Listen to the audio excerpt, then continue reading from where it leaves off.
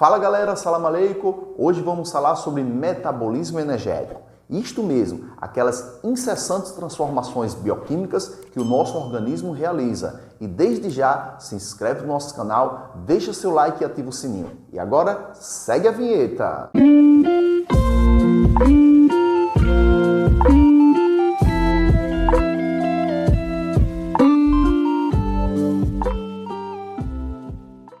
Todos os seres vivos necessitam de energia para a manutenção de seu metabolismo. O transporte ativo, síntese de proteínas, transporte de substâncias dentro da célula, duplicação do DNA e etc. São processos cujo saldo energético é negativo, ou seja, requerem energia para acontecer.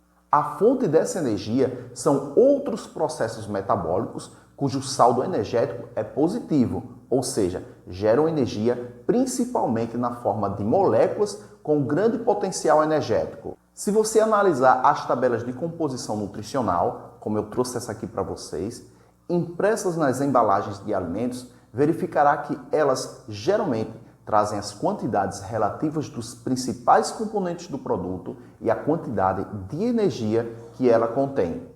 Mesmo sem realizar nenhum exercício físico, nosso corpo está sempre gastando energia. Veja nessa tabela uma estimativa da quantidade de calorias despendida por uma pessoa de peso de 64 kg em algumas de suas atividades diárias. As reações metabólicas costumam ser classificadas em dois tipos fundamentais: reações de síntese e reações de degradação. As reações de síntese são aquelas em que moléculas mais simples são unidas para formar moléculas de maior complexidade, ou seja, anabolismo. Exemplo, a união de aminoácidos para formar proteínas. Já as reações de degradação são aquelas em que moléculas complexas são quebradas, transformando-se em outras mais simples, ou seja, catabolismo. Exemplo, quebra do glicogênio em moléculas de glicose. Estas reações metabólicas, ou podemos dizer químicas, podem absorver energia, daí a denominação reação endergônica, ou ainda liberar energia, sendo denominada reação exergônica. Com algumas exceções, o processo de energia pelas células envolve a oxidação de matéria orgânica e sua decomposição em moléculas inorgânicas. Assim, a obtenção de matéria orgânica é fundamental não só para construir células, mas também para gerar energia para o metabolismo.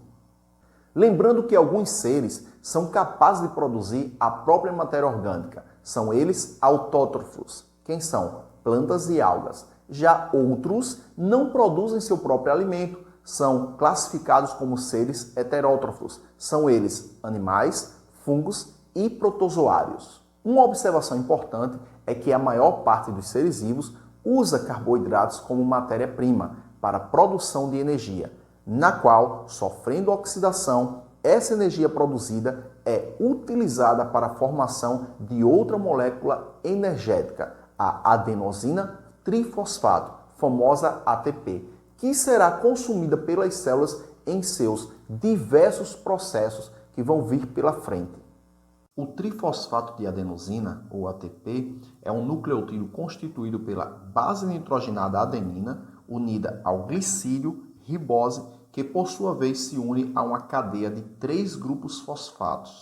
Durante a oxidação de moléculas orgânicas do alimento, parte da energia liberada pelos elétrons é utilizada para a síntese de moléculas de ATP, ficando armazenada nas ligações químicas entre seus grupos fosfatos. A energia que não é transferida para o ATP dissipa-se como calor, ao passo que a energia armazenada do ATP pode ser transferida para os demais diversos tipos de processos metabólicos que acontecem em uma célula. O estoque de ATP em uma única célula é de ordem de 1 bilhão de moléculas. Ouviu só? 1 bilhão de moléculas, que são usadas e repostas a cada 2 ou 3 minutos ininterruptamente. Por essa razão, alguns pesquisadores comparam o ATP a uma moeda energética que circula dentro da célula e custeia os gastos metabólicos. Vamos agora interpretar essa fórmula estrutural do ATP. É simples, pessoal. A parte da molécula formada pela adenina e pela ribose é chamada de adenosina. Ao adicionar um fosfato à adenosina, origina o monofosfato de adenosina, AMP.